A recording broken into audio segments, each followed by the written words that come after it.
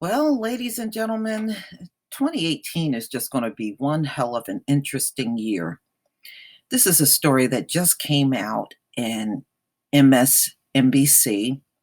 Former retired General McCaffrey is saying that Trump is a serious national security threat. I'm going to let you listen to this video.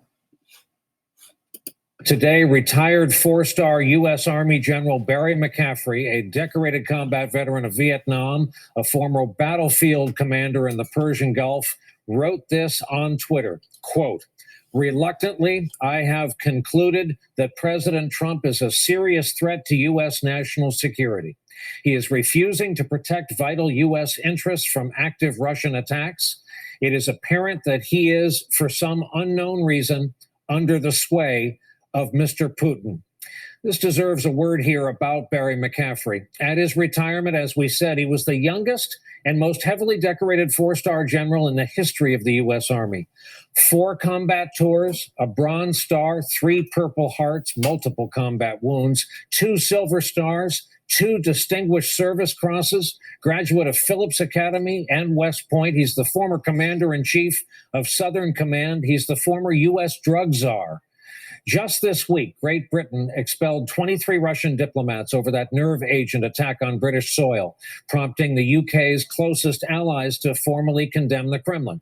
The White House announced it would finally impose sanctions on Russia, at the same time making the startling admission that Russian cyber attacks threatened American nuclear power plants. And we learned that Robert Mueller has subpoenaed documents from the Trump Organization.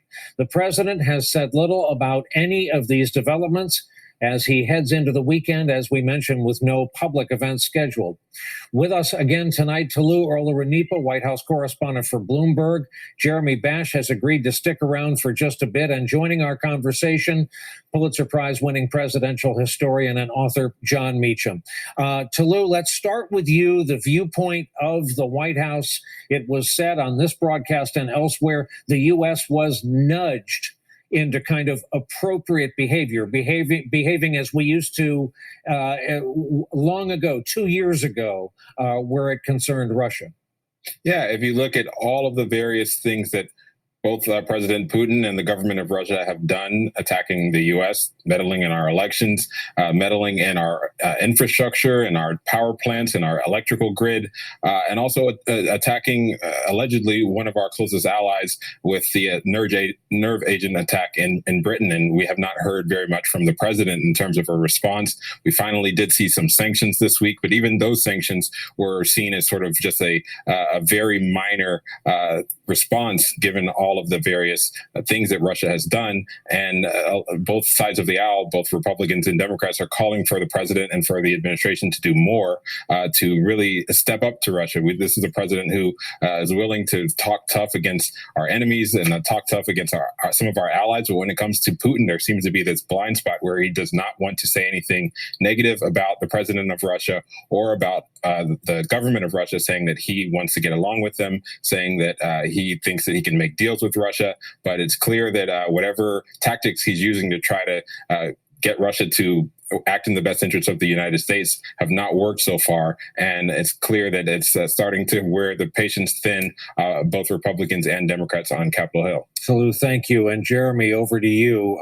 Given your time spent in the structure of the U.S. defense community, if you don't know Barry McCaffrey personally, talk about him reputationally and what would have led a man with as many decorations on his chest, as many administrations as he has worked for, to say what he did.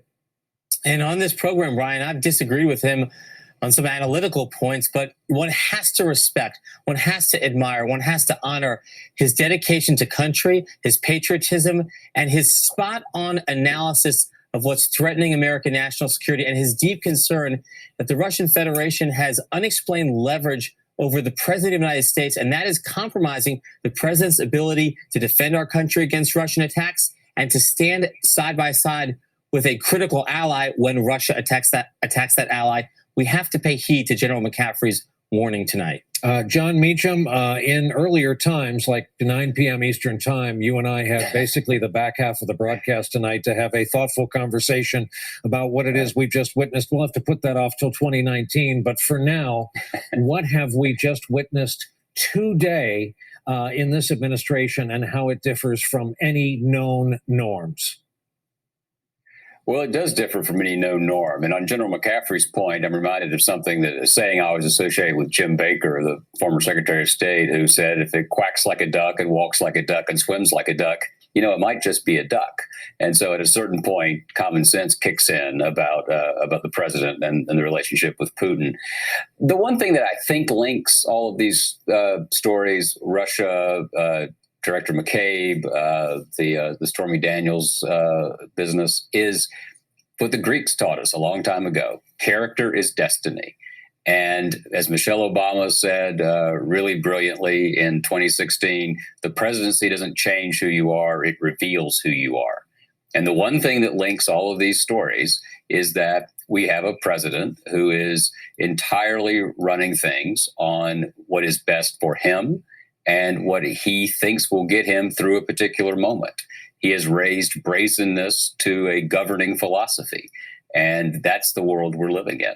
Am I right to say that if not a Friday night massacre, what we've seen with Mr. McCabe is most certainly, at minimum, a Friday night takedown? Absolutely. And it's going to raise a huge number of concerns about rule of law. This is why presidents don't get into these things, or not supposed to get into these things. The Justice Department is like all institutions. It's a human institution. It's got its failings. But, it really began its modern life as an arm of the federal government to fight the Ku Klux Klan during Reconstruction. It's an institution that was created to enforce law and to try to stay as removed from politics as possible. And what the president's done, again, because to him, this is all paintball, it's all media paintball, then he's just decided that this is a useful target for him today. And I must say, it will stun me. And whenever you make predictions at this point, we always have to remember that Donald Trump is president. So what the hell do any of us know? But it will really surprise me if some evening we are not sitting here talking about some strike against Bob Mueller. And in 30 seconds of brilliance, Steve Schmidt's favorite word is rigor. And he keeps saying, as a lover of words, I know you're going to concur at some point, he keeps saying that the lack of rigor in public life right now from this administration is appalling to him. Well, it's Mad Max. I mean, it's not real, except it is. Another way of putting it is, Washington seemed to be acting like a reality show. It didn't seem to be taking the concerns of the people as seriously as it should. And so the right number of voters in the right number of states in the electoral college system sent a reality TV star there. But be careful what you wish for. If anyone who was paying attention during 2016 should not be surprised about what's happening right now. That doesn't mean it's acceptable. It means we have to stay as united as possible and try to insist on those norms against all odds. Hey there, I'm Chris Hayes from MSNBC. Thanks for watching MSNBC on YouTube. If you want to, I tell you one thing, over these last few days, it has been absolutely chaotic. You had, the situation over in Africa with Tillerson visiting and trying to shake up things between the Africans and China. And then he gets fired on his way from a flight from Africa back to the United States. And you have McCabe getting fired, and he's threatening to come out against the White House and Trump. It has been crazy. And the firings, it is now just becoming commonplace to see people coming and going from that White House. And, it's really a shame, because usually in the first year of a presidency, the turnover rate is really not that high. The following years, it goes up slightly. But in Trump's case, it has been high from day one, and it's just getting bigger and bigger. And this man is just barely past his first year in office.